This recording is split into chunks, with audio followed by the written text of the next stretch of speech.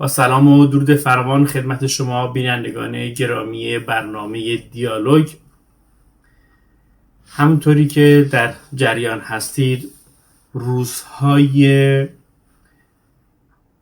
پرخطری رو در ایران و در منطقه داریم. پرخطر به این معنا که اینترنت و تلفن در ایران قطع شده، دسترسی به داخل نیست و آمارهایی که از اوضاع داخل کشور در مورد کشته شده ها و زخمی ها هست دل همه ما رو به رنج آورده.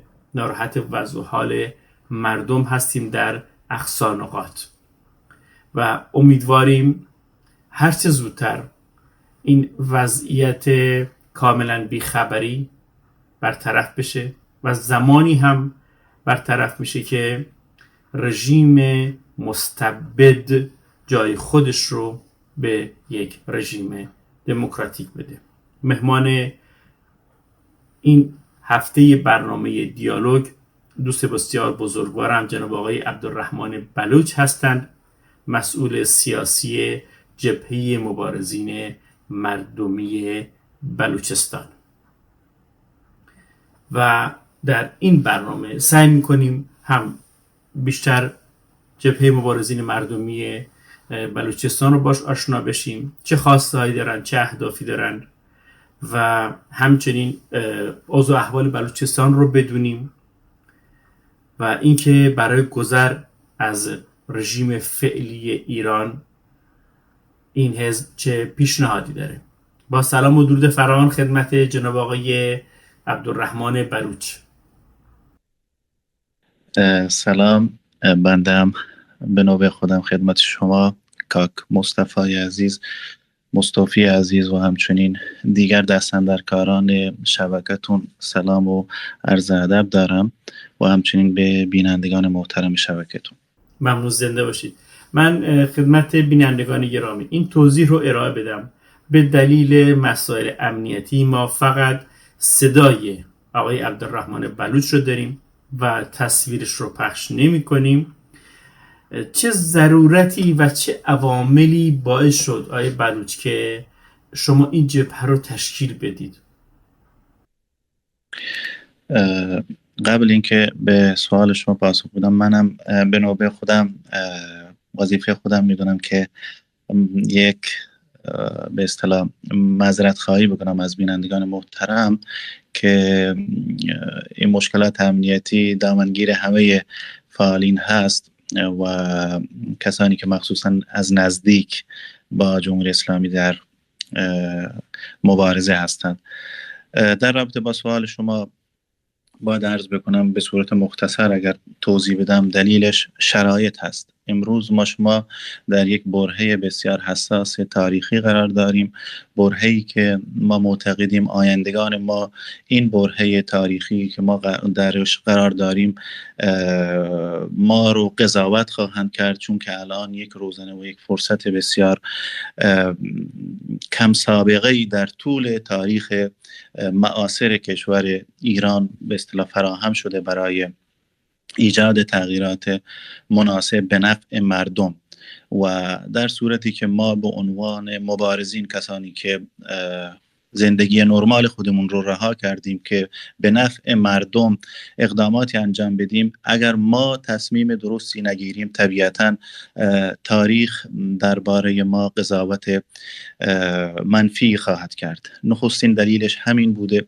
و در کنار این وضعیت و با در نظر گرفتن شرایطی که ما در اون قرار داریم، خیرخواهان و دلسوزان بلوچستان تلاش‌های گسترده‌ای انجام دادن با مد نظر قرار دادن وضعیت و همیشه توصیه میکردن که بلوچستان نیاز به انسجام داره، مبارزات بلوچستان، و ما نیاز داشتیم که این مبارزاتی که در بلوچستان در جریان بود، این به یعنی حجم میزان مبارزات، میزان تلفاتی که داده میشد و جو امنیتی که در بلوچستان قائم هست، اون بهره‌وری لازم رو در روند مبارزات متاسفانه نداشت و این هم یکی از دلایل دیگه بود که نیاز داشت که به هر حال این اتحاد و این انسجام رو ایجاد بکنیم.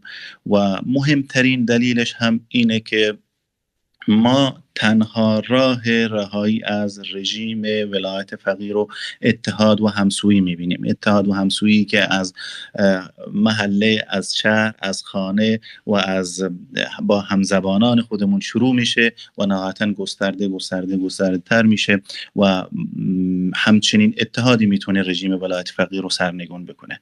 بله، جبهه مبارزین مردمی خواسته و اهدافش چی هست برای مردم بلوچستان؟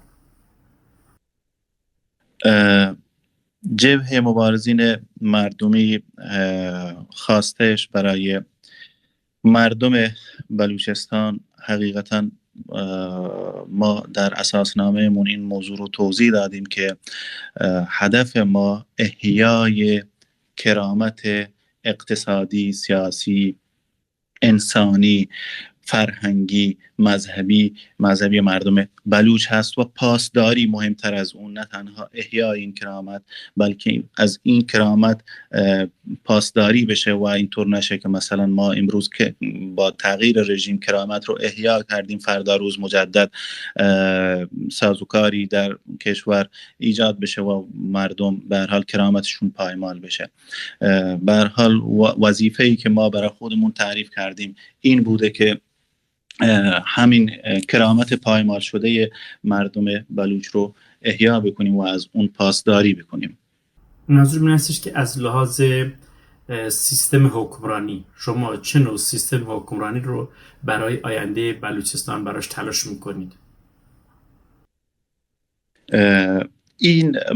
این سوال رو اگر ما امروز همه مثلا مردم ما در همین سوال دارن دست و پا میزنن، ما به عنوان مبارزین، کسانی که احزاب هستیم و این مبارزه میکنیم، امروز اگر موضوعی هست که مثلا ما میتونیم با هم دیگه صحبت بکنیم در این شرایط و این فردای ایران سیستمش چطور باشه، چه تشکیلاتی داشته باشه، به هر حال این موضوعات رو احزاب بیان با خودشون صحبت بکنن و چه تضمین‌هایی وجود خواهد داشت برای من بلوچ به عنوان من یک شهروند بلوچ، مجدد حقوق من تضعیف نشه، مجدد به هویت من توهین نشه، اهانت نشه، مجدد منابعی که در اینجا هستند غارت نشن به نفع دیگران.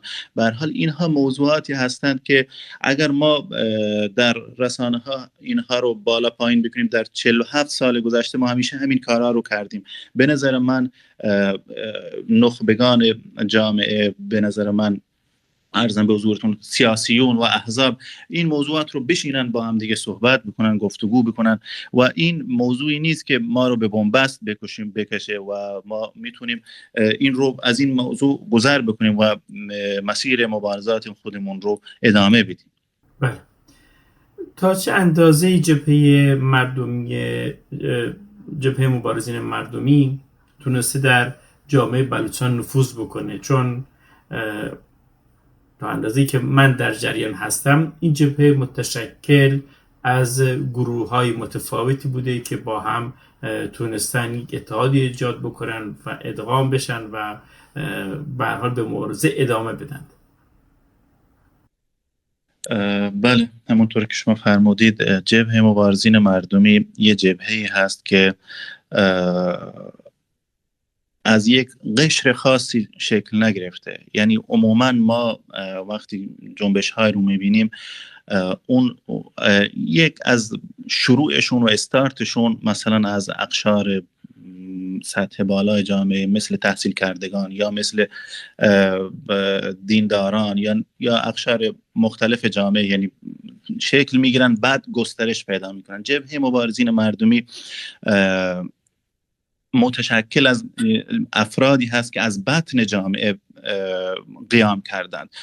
ما در صفوفمون کودکان فرزندان افرادی رو داریم که پدرانشون به دار آویخته شدن.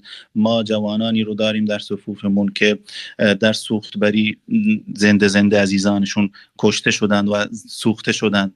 و مشخصا جبهه مبارزین مردمی از اقشار مختلف جامعه بلوچستان، هم از متنفذین و سران قبایل که در جامعه بلوچستان نفوذ دارند و همچنین علما، روحانیون که در جامعه بلوچستان صاحب نفوذ هستند و همچنین تحصیل کردگان و اقشار مختلف جامعه در جبهه مبارزین مردمی حضور دارند. ولی این به معنی این نیست که این متشکل از یک قشر خاصی باشه. مثلا ما الان گروه هایی که بودن، مثلا ما جنبش پادار رو داریم که جنبش فرهنگی و هویت طلبی بلوچ بود. ما حرکت نصر بلوچستان رو داریم و جنگجویان خودجوشی داریم که سرگردان بودند، یعنی واقعا به صورت خودجوش و جسته گریخته مبارزاتی رو انجام میدادن. اونها 10 نفر از این افراد جذب شدند و سازمان یافته شدند. جیش العدل رو داریم که به هر حال سابقه روشنی در مبارزه بر علیه جمهوری اسلامی داره.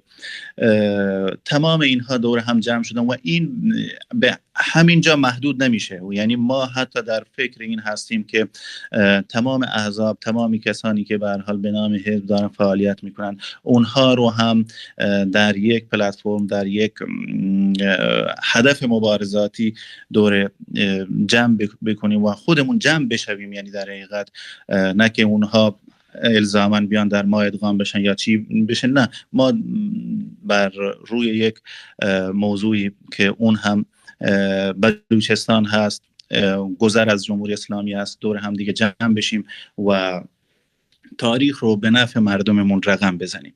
شما از مبارزه مرتب در بین صحبتاتون که من میشنوم بهش اشاره میکنید. مبارزه شما بر چه نوع فعالیت‌های استوار است؟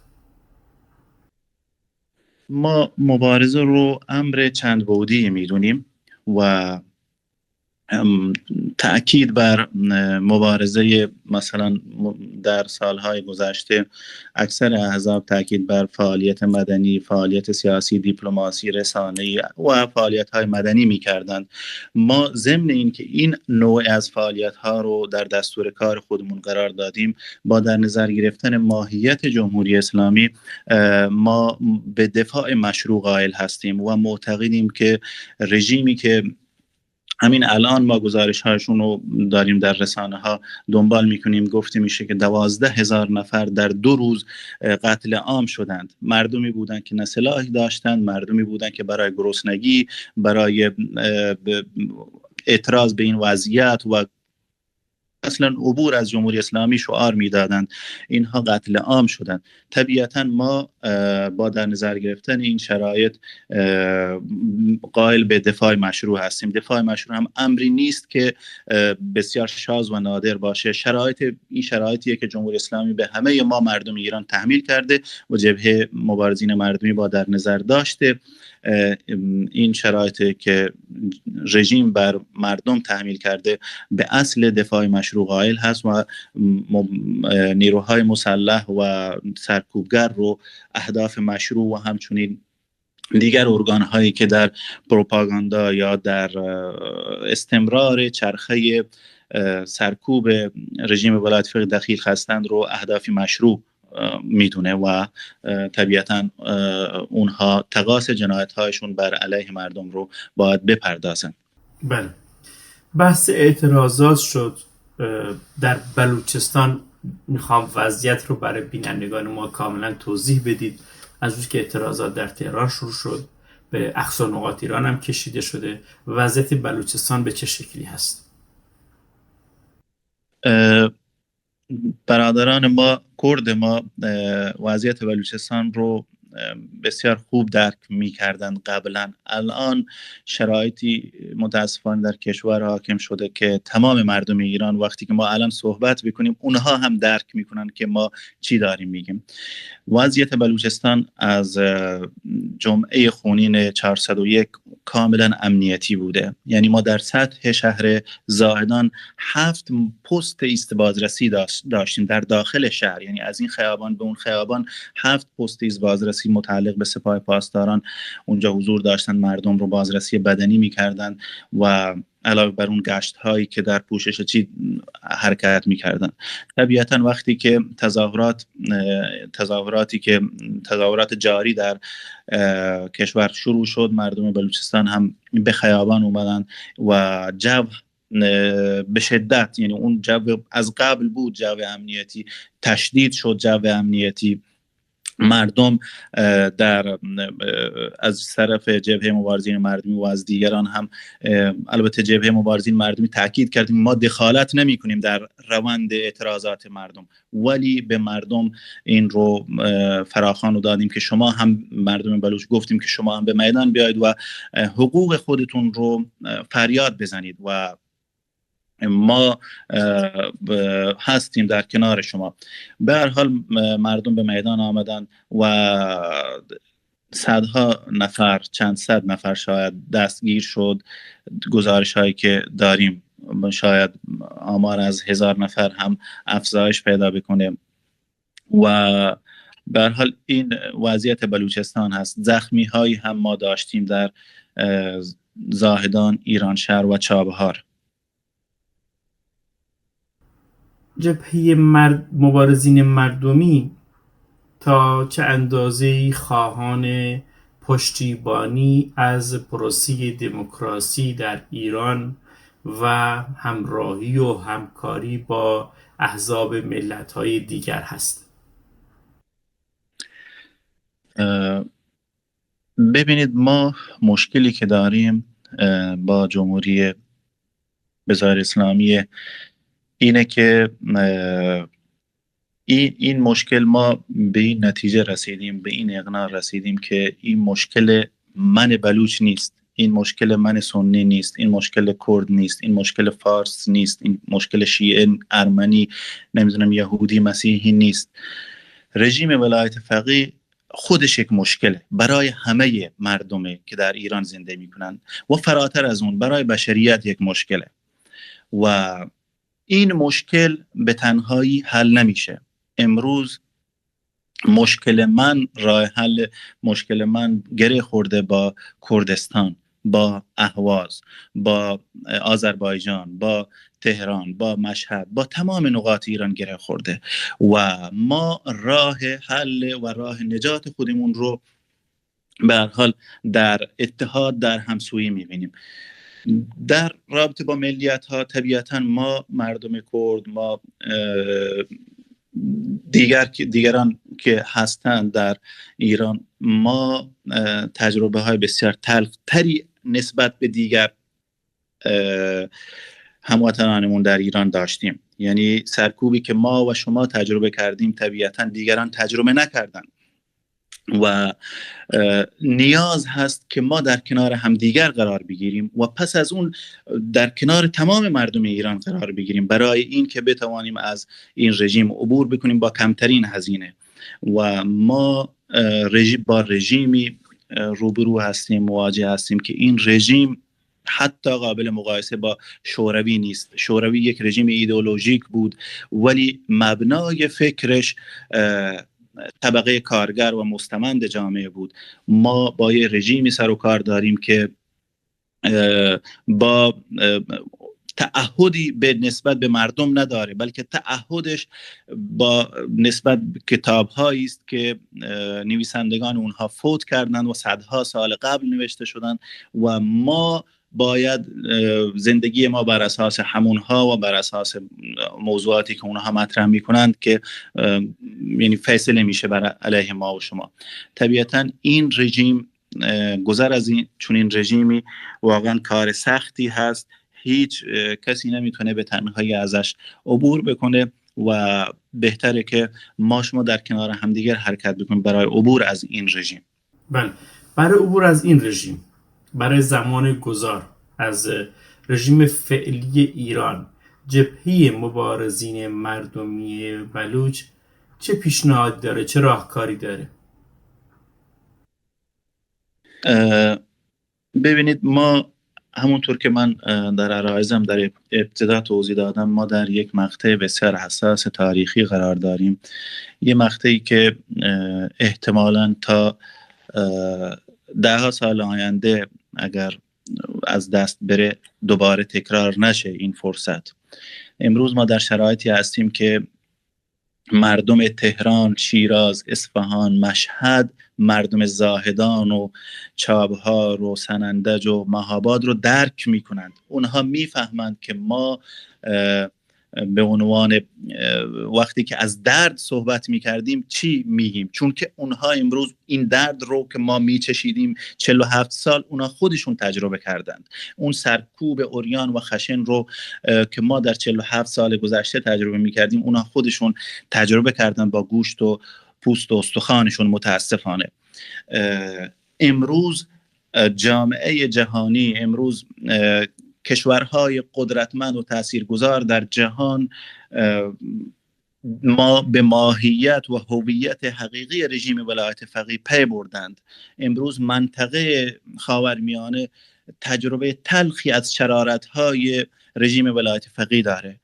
میخوام اینو بگم که تمام یعنی منافع تمام ما انسان ها به هم پیوند میخوره در سرنگونی رژیم ولایت فقیه و این رو ما باید درک بکنیم که این فرصت و این پنجره یک فرصت ابدی نیست. دنیا در حال حرکت است، دنیا ایستا نیست، پایدار نیست و هر کسی منافع خودش رو در نظر میگیره. امروز منطقه، کشورهای قدرتمند جهان و همچنین احزاب و حتی یک انسان عادی منافع خودش رو در نظر میگیره. طبیعتا ممکنه فردا روز این چنین فرصتی از دست بره. امروز این تلاقی منافع مردم پیش نیاد.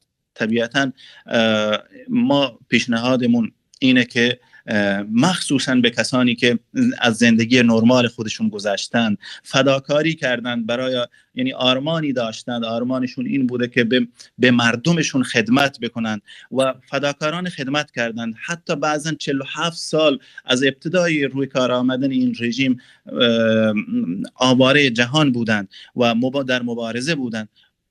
کسانی هستند 10 سال بیشتر، حالا کمتر، در حال مبارزه بر علیه این رژیم هستند. ما که در خارج شدیم هیچ چیزی برای شخصی نداریم، یعنی ما مبارزین و احزاب و اینها، به هر حال ما سزاوارتر است از یک شهروند عادی که به سمت اتحاد، به سمت بهره‌وری و فعال کردن این پتانسیل و این ظرفیت برای سرنگون کردن رژیم ولایت فقیه حرکت بکنیم. و توصیه ما همینه که ما به همین مسیر حرکت بکنیم و اولین موضوع اینه که ما توصیه میکنیم به برادران کردمون که الحمدلله کرد خودش یک ملت متحدیه، یک تجربه بسیار تاریخی مبارزاتی داره و نیازی نیست که ما در جایگاهی هم نیستم، خودم رو نمیدونم که توصیه‌ای بکنم، ولی حق برادران خودم میدونم که با هم دیگه متحد بشن. بعد از اون با دیگر برادران و هموطنانی که در این جغرافیا زندگی میکنن متحد بشن. با مردمی که در ایران داریم مشکل ما یکیه، رژیم ولایت فقیه. ما باید همه مردم ایران، همه ما باید در کنار هم دیگر قرار بگیریم. امروز روزی نیست که من به عنوان مبارز این تصور رو در ذهنم بیارم که مثلا من منافع فردی من چی میشود نمیدونم، منافع فلان. منافع مردممون مهمه و ما فکر میکنیم که این فرصت رو تبدیل به دستاورد بکنیم با اقداماتی که مناسب میدونیم که در راستای اون اتحاد و اون همسویی هستند. مشخصا اون شاه کلید نجات ما اتحاد، همسویی و بهره برداری از این موقعیت و فرصت هست. بله، بسیار سپاسگزارم جناب آقای عبدالرحمن بلوچ، مسئول سیاسی جبهه مبارزین مردمی بلوچستان. من همیشه در برنامه‌هایی که با دوستان و عزیزان بلوچ در خدمتشون بودم گفتم که کردستان و بلوچستان همسنگر هم هستن. هیچ وقت فراموش نمی کنم در روزهای آغازین انقلاب ژینا وقتی که عزیزان بلوچ داشتند در شهرهای اونجا اعتراض می کردند و فریاد میزدن که ما پشتیبان مردم کردستان هستیم. در هر صورتی، در هر وضعیتی این رو بدونید جناب آقای عبدالرحمن عزیز که ما پشتیبان مبارزات مردم بلوچستان هستیم. سلام و درود فراوان من رو به مبارزین عزیز بلوچستان برسونید. با شما و همچنین بینندگان گرامی خداحافظی میکنم تا برنامه آینده دیالوگ به امید خبرهای خوب و ادامه مبارزه برای استقرار دموکراسی. شاد و پیروز باشید.